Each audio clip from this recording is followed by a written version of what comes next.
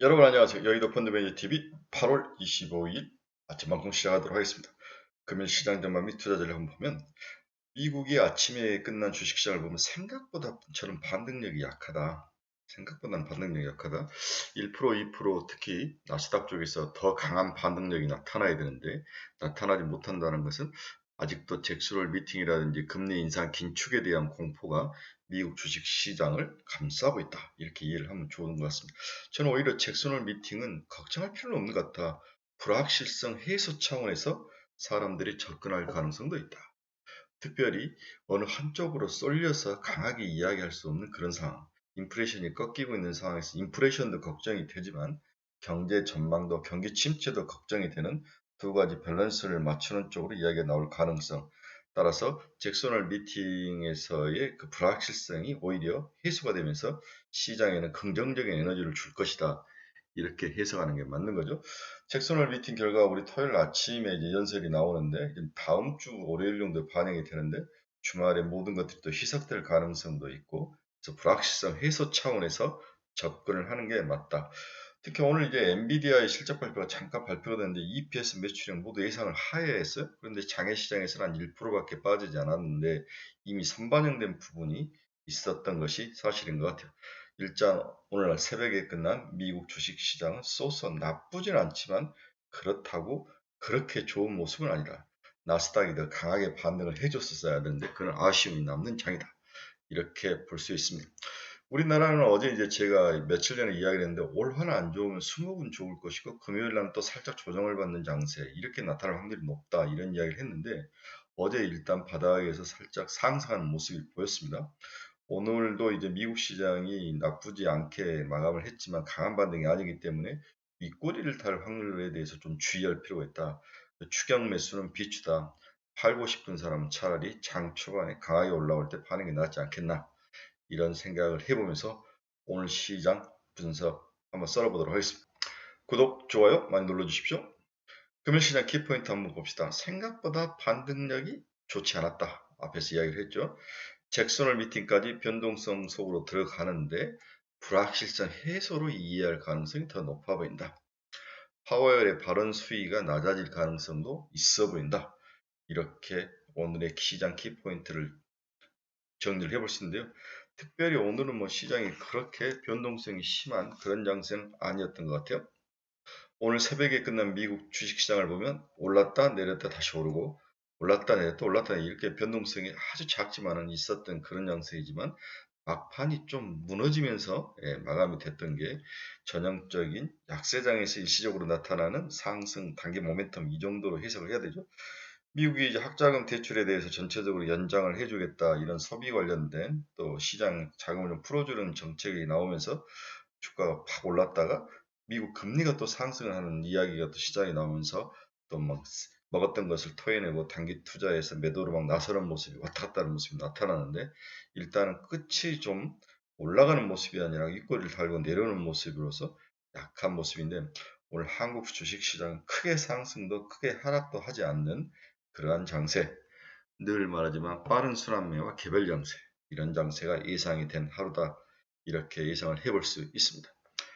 전일 저녁에 끝난 유럽 증시를 보면 영국은 0.2% 하락, 프랑스는 0.39% 상승, 독일은 0.2% 상승하며 마감을 했습니다.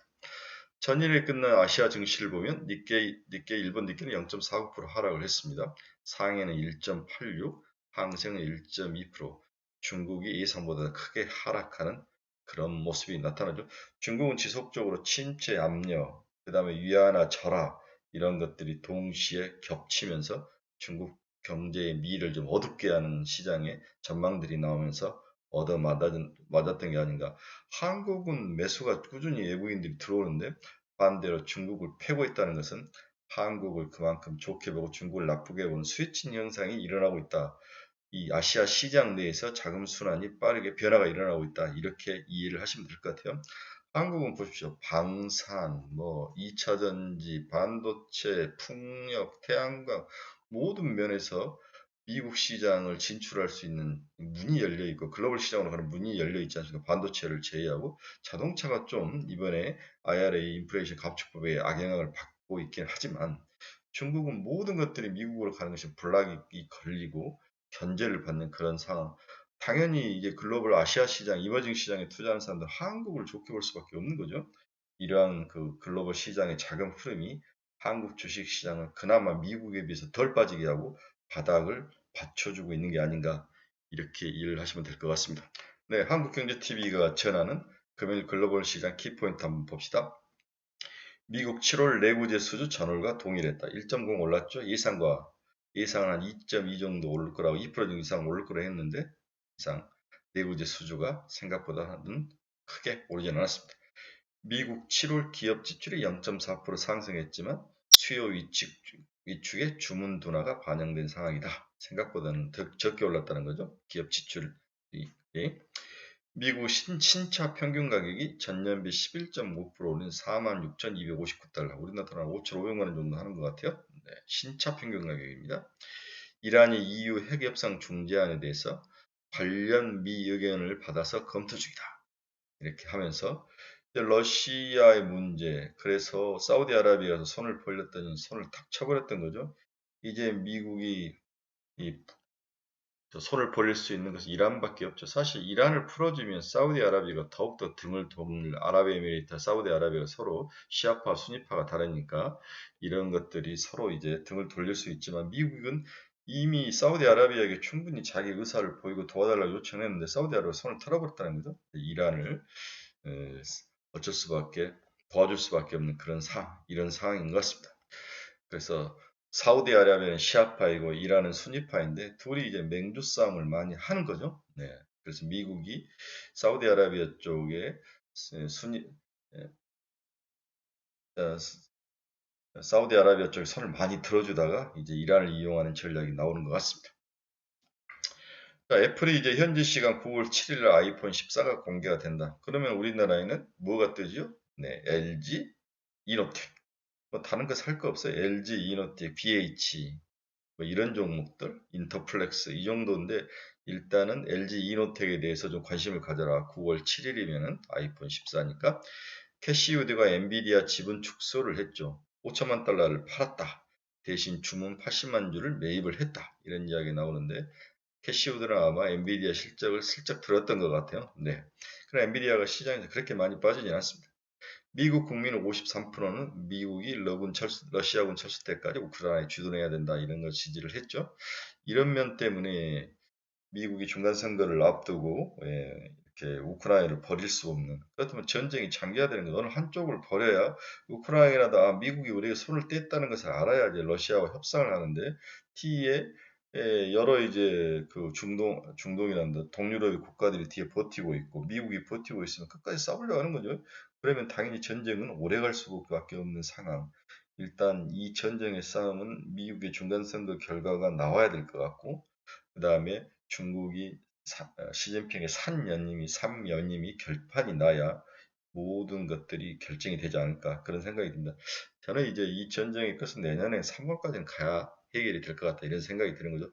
앞으로 6개월은 더 긴 지루한 싸움이 이어질 거로 보고 있습니다. 또한 이제 겨울이 올수록 이제 러시아가 겨울에 유리한 상황을 맞이하기 때문에 겨울에 또 공격과 공습을 강화하는 그러한 움직임. 이렇다면 여전히 에너지 문제는 큰 문제이다.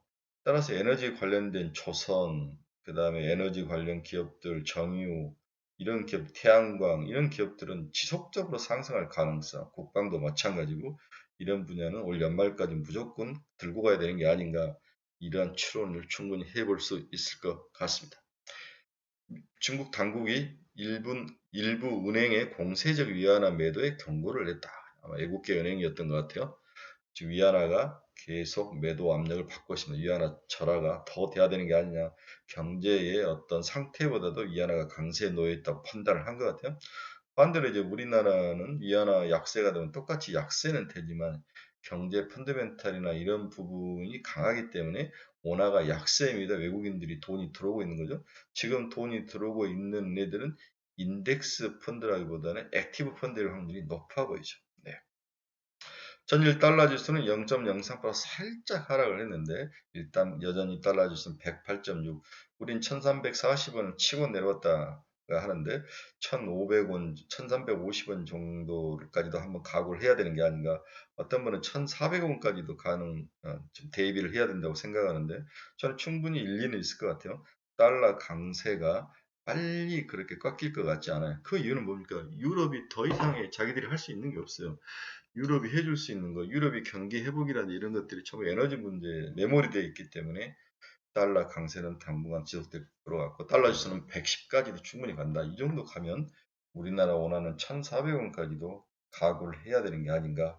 1,400원 정도 와야 피크를 치는 게 아닌가. 이런 생각을 저는 개인적으로 해보고 있습니다. 그러면 금리를 보면 10년짜리 5bp는 올랐네요. 그렇죠. 3년, 2년과 10년이 29bp 차이고 2년도 7bp가 오르고 5년짜리도 5.7bp가 오르는 금리가 상승하는 그런 모습. 이것은 뭐 시장에 기준금리를 올리다 이것도 50bp 아니면 75bp 이 정도인데 한 번에 끝나지 않고 추가로 한 번 더 있을 것 같다. 강력한 자이언트 스텝이 이러한 가능성으로 금리가 들썩들썩하는데 이건 경기가 불안해서 올라가는 그러한 금리, 시중 자금이 안 좋을 때 나타나는 그러한 그 장기금리의 상승인데 경기 침체에서 벗어났다 이렇게 이해하는 것은 아니라고 어제 이야기를 했죠. 미국 주요 기업 종가 한번 봅시다. 애플은 0.2% 상승하면서 891달러에 마감을 했습니다. 테슬라가 891달러에 마감을 했습니다. 네, 애플은 제가 테슬라랑 겹치면서 보지를 못했네요. 리비아는 1.09% 상승하면 32.56달러. 네, 리비아는 이제 바닥을 형성을 하고 있는 게 아닌가. 30달러 정도 오면 또 바닥이라고 보는 측면이 있는 것 같습니다. 마이크로소프트는 0.24% 하락해서 275달러. 엔비디아는 0.24% 상승해서 172달러. 네, 정규장에서는 0.24% 상승을 했고 시간외에서는 1% 하락하는 그러한 모습이 나타났습니다.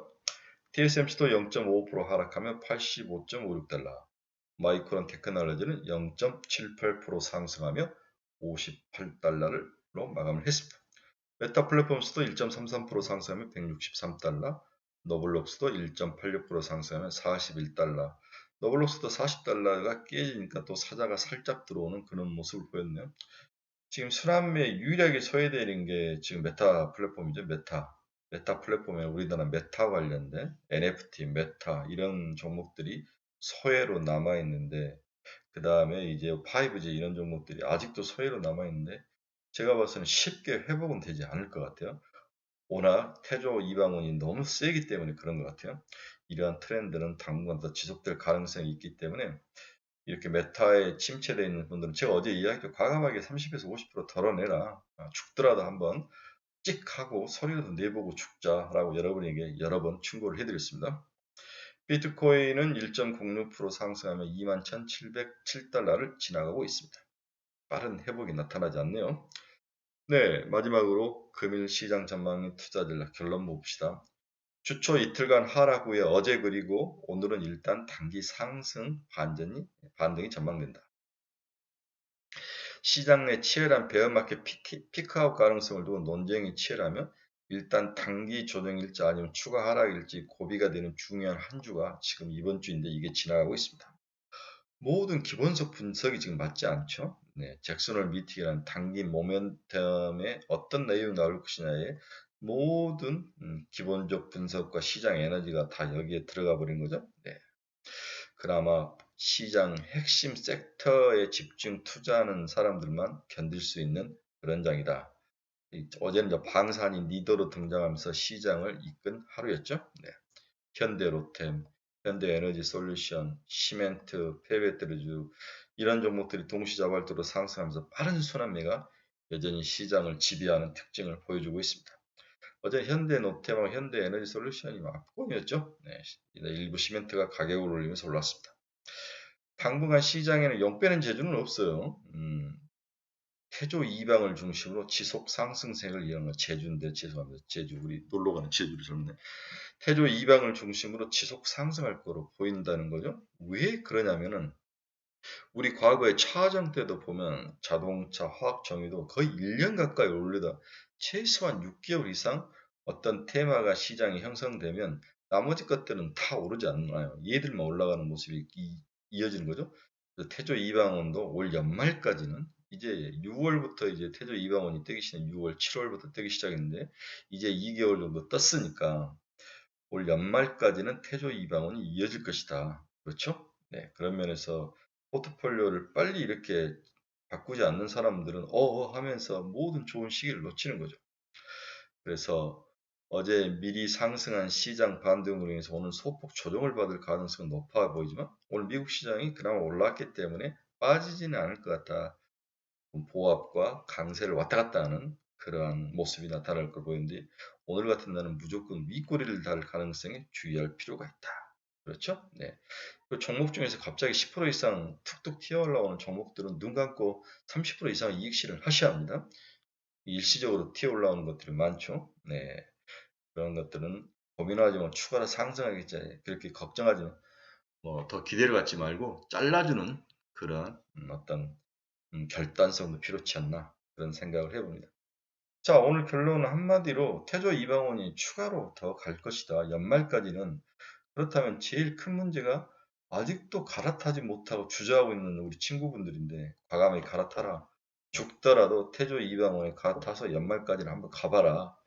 그렇죠? 늪속에 빠져있는 종목을 너무 매달리지 마라. 50%를 뚝 떼어내서 태조 이방원에 한번 타봐라. 이렇게 여러분들에게 뭐랄까 추천을 드리는데 그럼 태조 이방원 중에서 뭐가 제일 좋아 보이느냐? 이것도 정말 머리 아파요. 그렇죠? 뭐가 좋냐? 저는 원자력은 좀 아닌 것 같아요. 원전은 저는 별로 안 좋아하는데 태양광, 풍력, 방산 이 정도, 폐배터리 이런 종목들은 한번 타볼 만하다.